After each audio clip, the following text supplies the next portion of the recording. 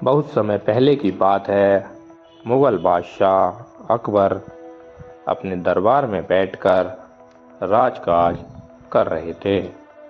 उनके साथ दरबार में उनके मंत्री और सबसे बुद्धिमानी और हाजिर जवाबी और बीरबल के सबसे खास बीरबल भी मौजूद थे।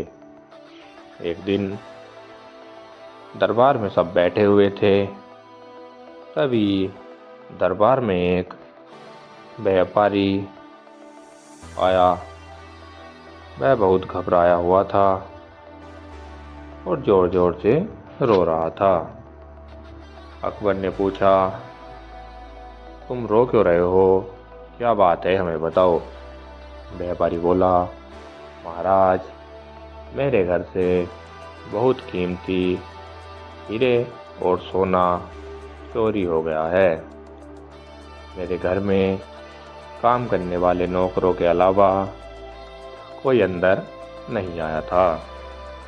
अकबर ने तुरंत सैनिकों को आदेश दिया कि व्यापारी के घर के सभी नौकरों और दरबार में लाया जाए। कुछ ही देर में सभी नौकर दरबार में आ गए और बादशाह के सामने खड़े हुए। सब बहुत डरे थे। अकबर ने पूछा, बताओ, तुम में से किसने चोरी की है? सभी नौकर एक साथ बोले, महाराज, हमने चोरी नहीं की है। बादशाह अकबर परेशान हो गए। उन्हें समझ नहीं आ रहा था कि असली चोर कौन है जिसने हीरे और सोना चुराया है। अकबर ने कहा, ठीक है बीरबल, तुम कोशिश करो। बीरबल ने सभी नौकरों को ध्यान से देखा। फिर उन्होंने सैनिकों से कहा कि सभी नौकरों को एक लाइन में खड़ा किया जाए। बीरबल बोले, आज रात तुम सभी अपने घर जाओ। मैं तुम्हें एक एक लकड़ी की छड़ी देता हूँ। जो भी चोर होगा उसकी छड़ी रात में 2 इंच बढ़ जाएगी। यह सुनकर सभी नौकर डर गए। असल में बीरबल जानते थे कि छड़ी बढ़ेगी नहीं, लेकिन चोर डर जाएगा। अगले दिन सुबह सभी नौकर फिर दरबार में आए। बीरबल ने सभी की छड़ियाँ देखीं।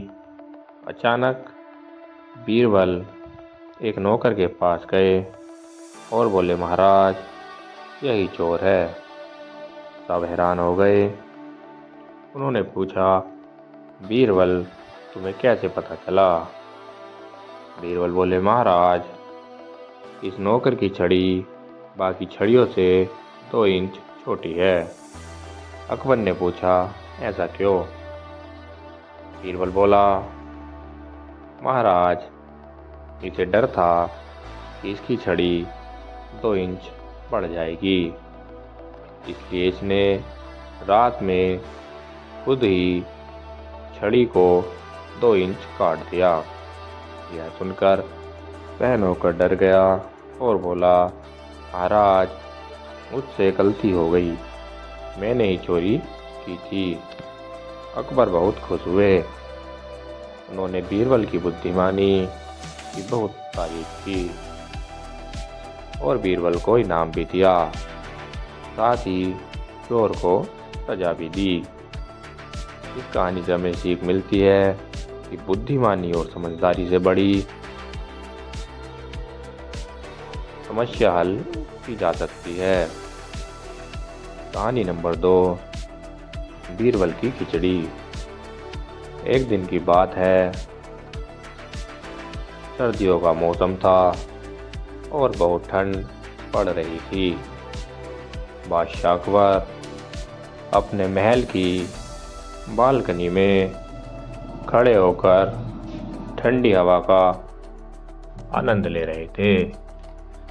तभी उन्होंने देखा कि महल के पास एक बड़ा तालाब है, जिसमें बहुत ठंडा पानी भरा हुआ है। अकबर ने मजाक में अपने दरबारियों से कहा, क्या कोई आदमी पूरी रात इस ठंडे पानी में खड़ा रह सकता है? सभी दरबारी बोले, नहीं महाराज, इतनी ठंड में कोई नहीं रह सकता। तभी एक गरीब आदमी दरबार में आया।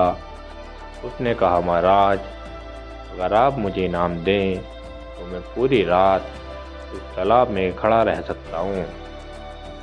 अकबर ने कहा, अगर तुम पूरी रात पानी में खड़े रहे तो मैं तुम्हें 100 सोने के सिक्के दूंगा।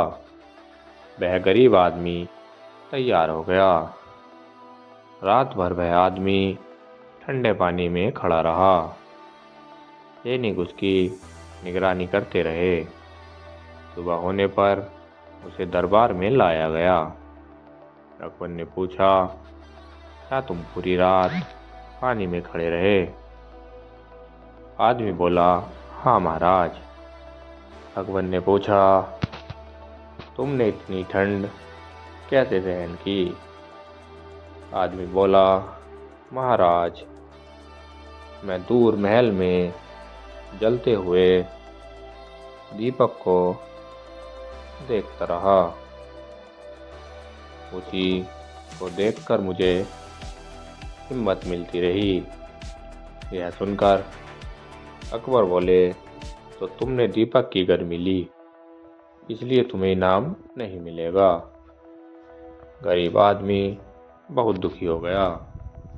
वह बीरबल के पास गया और सारी बात बताई। बीरबल ने कहा, तुम चिंता मत करो, मैं न्याय दिलाऊंगा। अगले दिन बीरबल ने अकबर को अपने घर खाने पर बुलाया। अकबर वहां पहुंचे तो देखा कि बीरबल एक पेड़ पर बहुत ऊंचाई पर हांडी टांग कर खिचड़ी बना रहे हैं। नीचे बहुत दूर आग जल रही है।